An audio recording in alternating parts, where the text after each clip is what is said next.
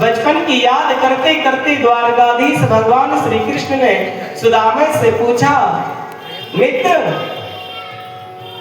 तुम बचपन में बाबा पने की बात करते थे, अब कहीं बाबा तो नहीं बन गए, कहीं बैरागी तो नहीं बन गए? अरे आपने शादी करी या नहीं करी? तो सुदामा जी कहते हैं, भैया कि हमारी शादी हो गई और तेरी भाभी को नाम है सुशीला, जैसो नाम है वैसो काम है, बड़ी पतिव्रता है, सुशील स्वभाव की है और दोनों की गाड़ी बड़े आनंद से बीत रही है। भगवान कहते हैं, मित्र तुमने शादी कर ली और हमें बुलाया भी नहीं। तो सुदामा जी कहते हैं, भैया हम क्या बुलाते, लेकिन गुरुदेव के आग्रह से, माता पिता के आग्रह से हमारी शादी हो गई। अब लाला तू बता तेरी शादी हुई? तो द्वारकाधीश भगवान श्री कृष्ण कहते हैं, मित्र जब घर में बैठे हो तो सभी से मिल लेना, अब एक शादी हो तो बताएं।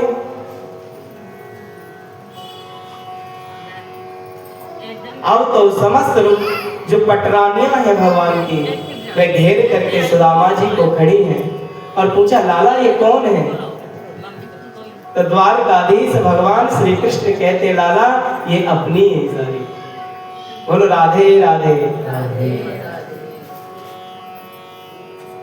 तो सुदामा जी कहते, लाला हमने एक विवाह में तुम्हें नहीं बुलाया, लेकिन तुमने इतने सारे विवाह किए, एक शादी में तो हमें बुला देते। तो द्वारकाधीश भगवान श्री कृष्ण कहते हैं, मित्र यदि हमारे सीधे सीधे विवाह होते तब तो बुलाते, लेकिन हमारे सारे विवाह टेढ़े मेढ़े हुए, लेकिन फिर भी जीवन की गाड़ी बड़े आनंद के साथ बीत रही है। भगवान द्वारकाधीश ने देखा कि मेरा मित्र मेरे पास आया है तो कुछ ना कुछ भाभी ने कुछ देकर के जरूर भेजा होगा, लेकिन ये मेरे स्वभाव को भूल गया कि पत्रम पुष्पम फलम तोयम यो मे भक्त्या प्रियच्छति तदहं भक्त प्रियतम अस्नामि प्रियतात्मनः। मेरा मित्र साहस नहीं जुटा सकता। सुदामा जी मन में विचार करते हैं, जो सुशीला ने मुझे भेजा है और मेरा मित्र राजाधिराज है, 56 प्रकार का भोग लगाने वाला है, मैं उसके सामने 4 घर के ब्राह्मणों के घर के मांगे हुए चावल कैसे प्रदान करूं?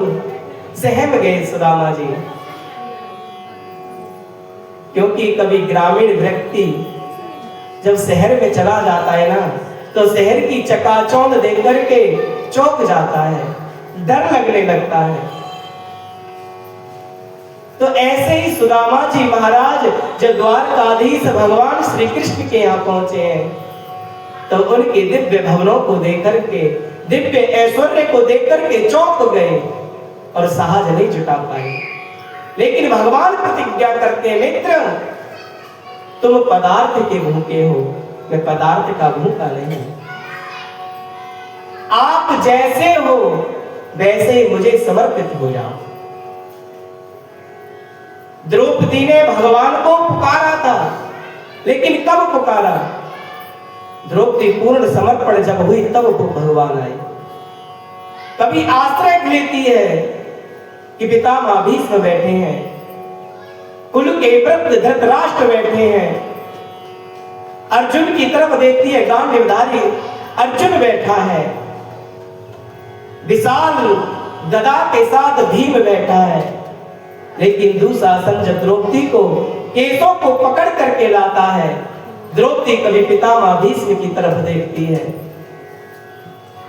कभी कुल के जो वृद्ध है धृतराष्ट्र उनकी तरफ देखती है, कभी अर्जुन की तरफ इशारा करती है, लेकिन कोई बोल नहीं पाया।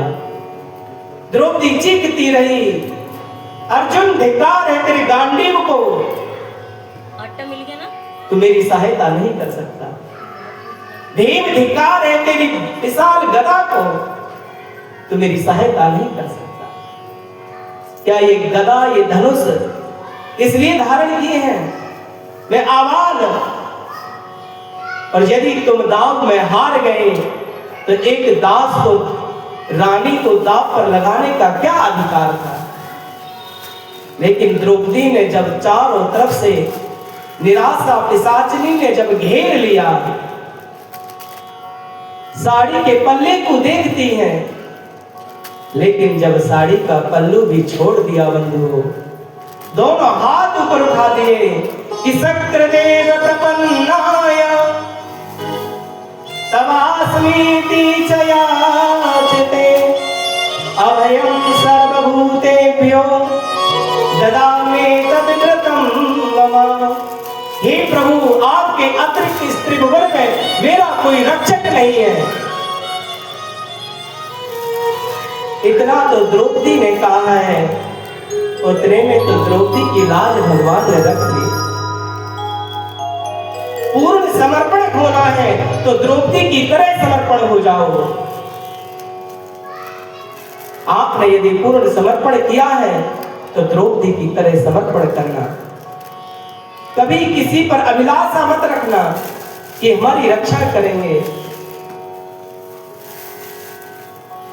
क्योंकि इस संसार में कोई किसी को बचा नहीं सकता। सुख और दुख भी अपने कर्म के अनुसार जीव को प्राप्त होते हैं।